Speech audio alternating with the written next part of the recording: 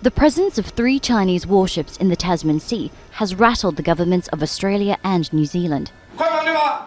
The destroyer, frigate and supply vessel were conducting live-fire drills 500 kilometres from the eastern coast of Australia, well within the bounds of international law, says Beijing.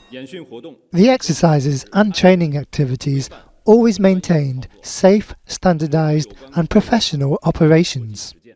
But Australia's government says Beijing failed to give adequate notice, forcing several passenger planes to change their flight paths mid-course. What we have done is make representations saying that we think best practice would be to give more notice. The exercises also sparked security concerns in New Zealand, straining ties as the two sides met in Beijing this week. New Zealand Deputy Prime Minister Winston has met Vice President Han Zheng and Foreign Minister Wang Yi.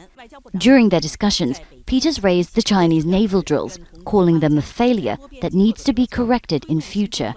Chinese analysts say their criticisms are unfair, as New Zealand, Australia and other Western allies have themselves conducted naval exercises near China.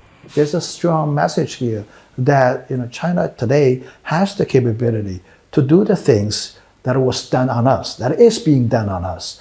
It's just being reciprocated. Peters also raised concerns about a recent economic agreement signed between Beijing and the Cook Islands, a former New Zealand colony in the South Pacific.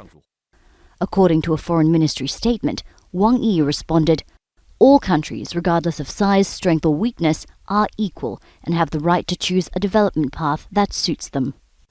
Despite their differences, Winston says dialogue with Beijing is more important than ever.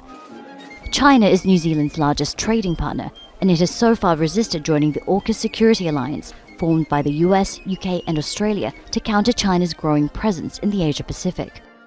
The presence of Chinese military vessels that far south reflects Beijing's growing maritime capability and confidence. The Chinese Navy has so far lagged behind the US in terms of global reach, but leaders here in Beijing have clear ambitions to change that. Katrina, Al Jazeera, Beijing. Make sure to subscribe to our channel to get the latest news from Al Jazeera.